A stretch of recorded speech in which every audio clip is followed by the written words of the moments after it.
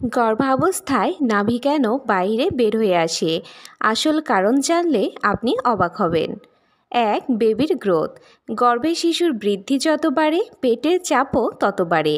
এই চাপের কারণে নাভি একটু বাইরে বেরিয়ে আসে। 2. লিগামেন্ট ঢিলা হওয়া। গর্ভাবস্থায় শরীরে হরমোন বাড়ায় লিগামেন্ট নরম হয়, এতে নাভি সহজে বাইরে ঠেলে আসে। 3. পেটের চামড়ায় টান ধরার কারণে।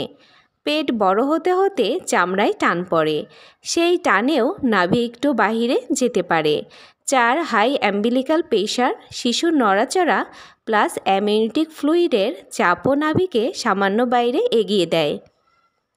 5. এটা কি বিপজ্জনক? না, 90% ক্ষেত্রে এটা সম্পূর্ণ স্বাভাবিক।